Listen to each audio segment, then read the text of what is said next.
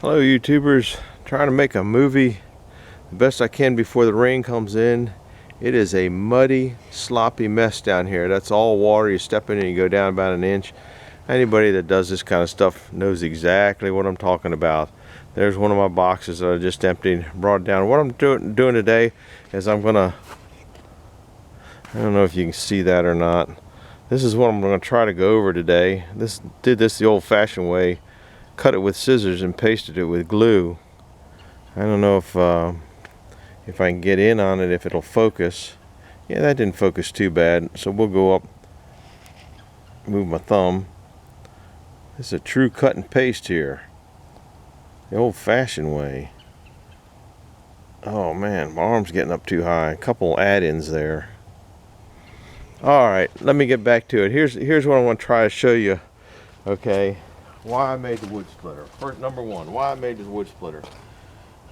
It's because I didn't have a scope on my maul, and every now and then I kept missing, or every now and then they'd explode, and after you get 2 or 3 shots into your leg, you're starting to think about it. So that's kind of one of the reasons.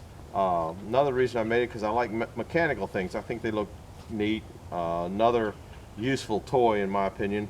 Hydraulics always fascinated me. Now, remind you, this is back in the 72, 73 era, and there wasn't any computer to look at. As you looked in the back of the book, like I told you on the last movie that I did.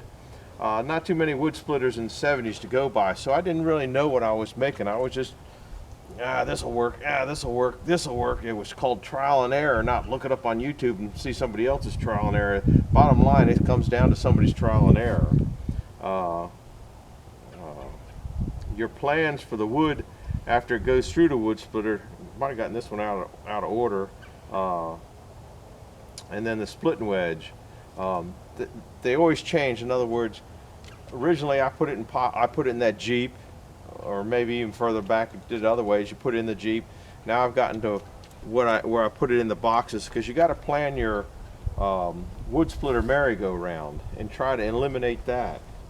Okay. So plan for what you're going to do with your wood after it. Are you going to handle it 5 times after it? Okay, more pieces means more power. So a lot of people ask me why I don't put a 4-way wedge on here. Back when I was making these, nobody even thought about a 4-way wedge. That was just non-heard of. I have put a 4-way wedge on it. You can see from here with the bolts, this thing is removable, and I had a 4-way on there. But I found that I had too many problems with it. If a 4-way splitter works good for you, you should keep it. I'll show you why I don't like it and why it really doesn't fit in this application.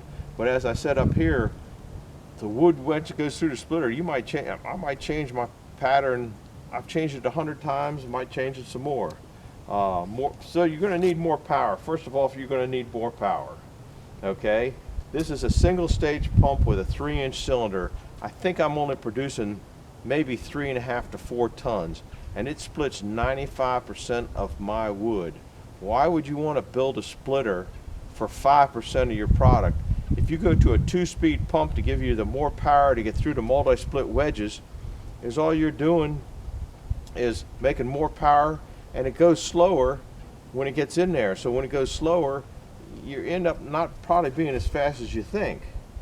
It's going to cost you more money, because you're going to have to get to more power. You're either going to have to get it out of horsepower, cylinder size, or greater gallons per minute, which probably means you're going to need more power too. You're not going to have enough power. 4-way wedges take more power. Going over some stuff. The savings to ratio in working and energy time. You know, are you really saving it in work? Are you really saving it in energy? Or are you really saving it in time? Is it better to have a 4-way wedge and a 2-stage pump? Wedge wings get in the way. Now let me show you some of the reasons I don't like it. Oh, I forgot my magnetic wedge wings. These are my magical wedge wings. Boy, I'll tell you what.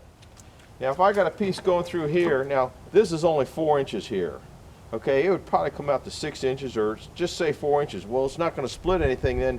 You got 4 inches, so you're talking an 8-inch log, so you're going to want this out further, or you're going to have a piece that you're pulling apart. Then if it comes through like this, then you're putting your stomach against there, and it's just in the way for my my way of doing things. Then another thing that a multi-split wedge does is if you have a piece that's like that, okay, you got a piece that can come up here and catch you in the face a lot easier. That's sending, those multi-split wedges send wood everywhere. Now if you have a great big trough here and a conveyor there, you know, you could be absolutely fine with that. But I use my belly all the time to come over, and so I have a big round, say 24 inches, which you saw in the last one. I got a three-way holding power, and I got more control of it. Okay, you see a lot of people with four-way wedges. It goes through and it's not small enough, and they're bringing it back and they're going through again. Another thing that you see with a lot of four-way wedges is this one over here has to be brought. So on mine, when it comes up, I can just bring mine straight up. Okay, you got a multi-split wedge, you got to go out further, come up and go in. So just some thought, you know. Another, okay, trying to go down here to keep it in. Wedge gets in the way, awkward to work around. That's what I mean, it's awkward to work. It would be awkward for me to work around a four-way wedge the way I'm set up here. If you like I said, if you like it, go for it.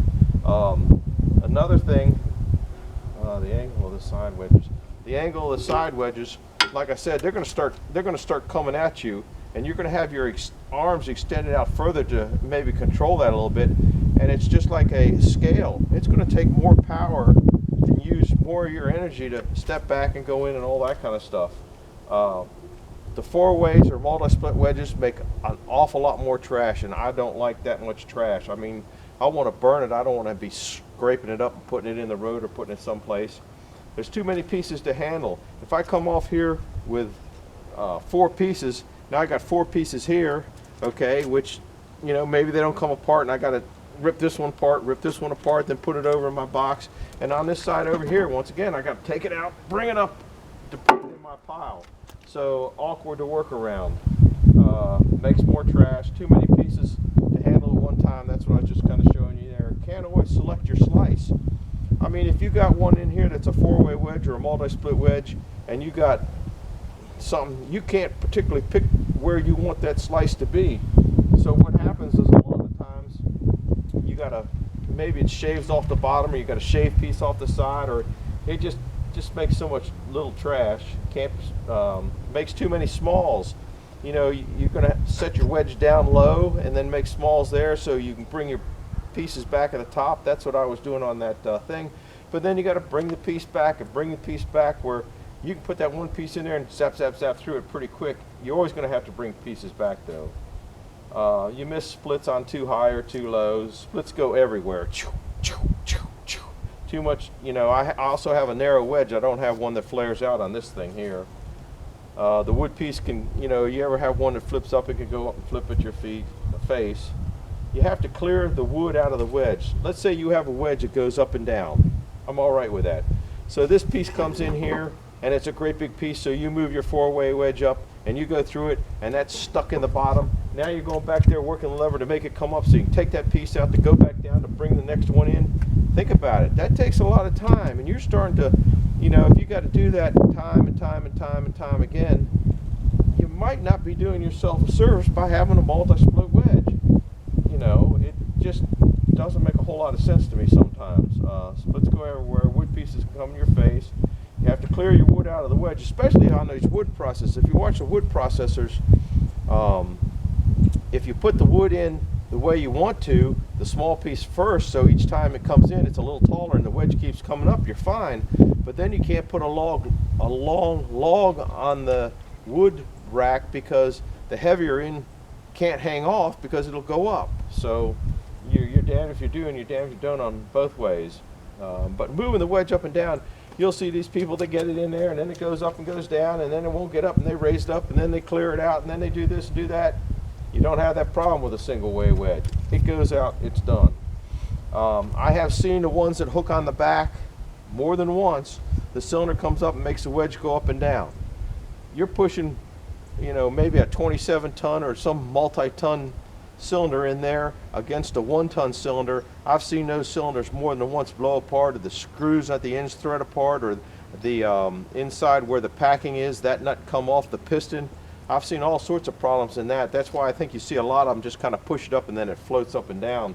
So if you're making one, keep that in mind, that if you fix that tight to your 4-way wedge, and when that goes through, you're pushing 25 tons against a, you know, a 2-inch cylinder probably, and the 2-inch cylinder is going to lose. It'll pull that wedge apart. Okay, basically what I'm saying is you don't want to make your splitter for 5% of the wood you're going to split. You want to make your splitter for the 95% of the wood you can split. You can just throw that 5% away and you can save probably half your time. This is a single stage and it doesn't slow down when it gets into a piece of wood because it needs more power to push a multi-wedge through. It goes through fast and it's back.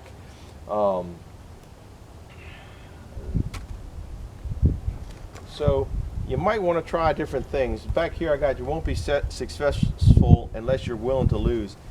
You know, I've made countless wood splitters and some of them turned out good, some of them didn't turn out as good. You're going to have to try things and don't be afraid to change things. I mean, I've been doing this for, you know, more years than I count on both my hands. Twice, 3 times, 4 times, I don't know. But you can have the fastest splitter in the world and split 1,000 pieces at a time. If you can't get that wood away from you or get that wood into you, you won't be any faster than your supply and your delivery. The splitters can go second, boom, okay, and then you got to get rid of the wood. And now if it goes in a conveyor, you got rid of it. But if it goes in a conveyor and it goes up into a big pile, you got to deal with it later. So you got rid of it out of the splitter and that was fast, and that's all right. But then you got to go to the pile and start picking the stuff up. And then how close is it? I use this table.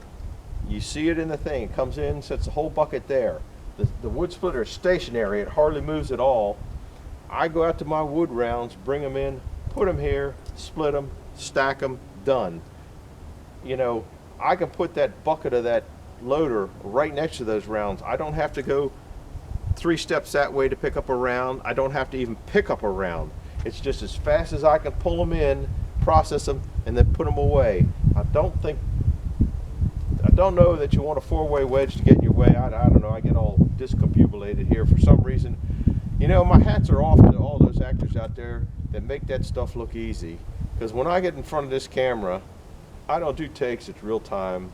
I screw up more and forget this and do that. That's why I had to try to make a cheat sheet. But basically is, don't keep emailing me about why don't you put a 4-way splitter on there. I don't like them. They get in my way. They take more power. They're slower. Oh, another thing, even on a single splitter, I was noticing when I'm deciphering, when you have a piece that you want to come back and you want to split again, do you split 1 or do you pick up 2 and split 2? Because then you're taking time to align them so they're just right. Where if you just had it here, it's boom, crack, throw it away. Next one comes in, boom, crack. So that's the next thing I'm considering on my wood splitting, whatever. Anyhow, that's enough. This is for tomorrow because it's going to rain like heck tomorrow, and I hope it came out. I'm going to go have to verify this thing. We'll see you guys later. If I don't make another one before Christmas because it's such a muddy mess, we're supposed to get over 1 inch of rain tomorrow. You all have a Merry Christmas, Happy New Year, and eat too much of everything, because the more you eat, the less chance you get of getting COVID. See ya. Bye.